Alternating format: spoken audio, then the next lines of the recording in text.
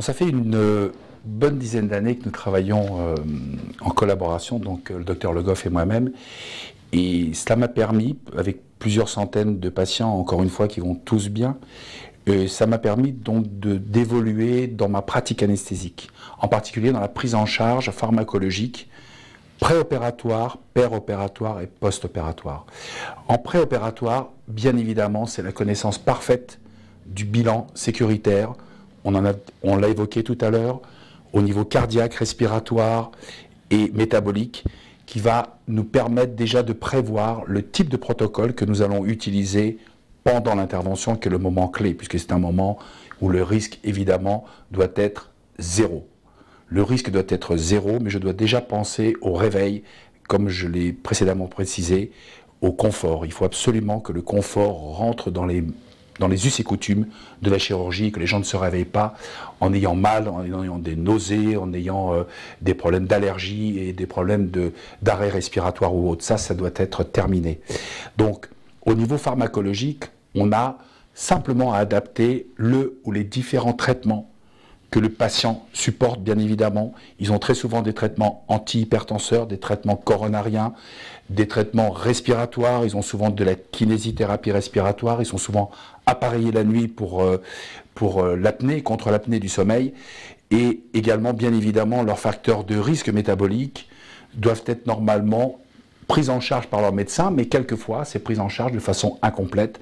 Notre rôle à nous, c'est d'amener un patient aussi proche que possible d'un état normal, c'est-à-dire d'un état où tout est équilibré. Et on peut le faire bien évidemment avec les produits et les médicaments ciblés.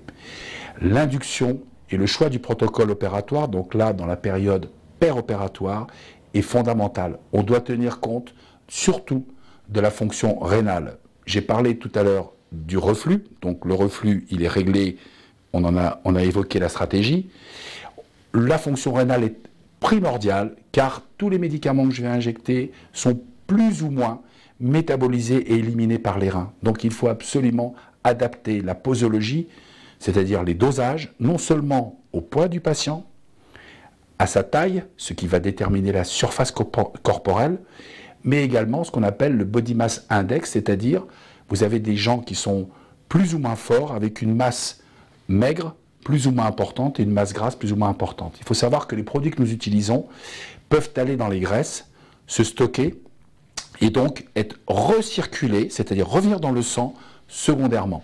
Il faut donc faire très attention à injecter les produits qui vont être ciblés selon leur pharmacocinétique, c'est-à-dire que les produits qu'on injecte, on doit savoir ce qu'ils deviennent dans le sang pour ne pas être un facteur de risque en post-opératoire.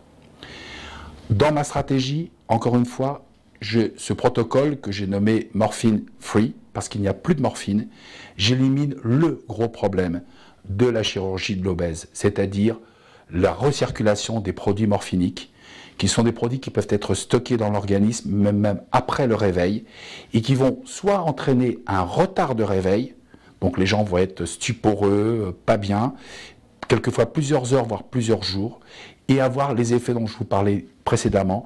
Ils peuvent avoir des effets sur les nausées, vomissements qui sont très mal vécus, voire des dépressions respiratoires secondaires. Donc il y a vraiment un danger avec ces produits. Pourquoi est-ce qu'on utilise la morphine?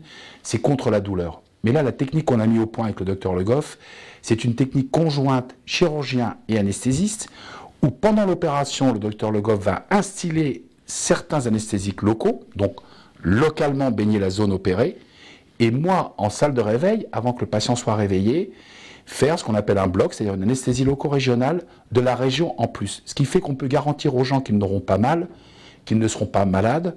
Ils vont avoir un réveil beaucoup plus léger, car ceux qui ont malheureusement eu affaire aux morphiniques, que ce soit par la bouche ou malheureusement en perfusion, savent que ça entraîne un état stuporeux où on n'est pas bien, et quelquefois plusieurs jours, voire plusieurs semaines, puisque le métabolisme des morphiniques, c'est le foie. Et on maîtrise mal la vitesse de métabolisme du foie. Alors que les reins, dont je vous parlais précédemment, on connaît leur clearance, c'est-à-dire leur faculté à laver le sang, et donc les produits que j'utilise sont plutôt des produits à élimination rénale.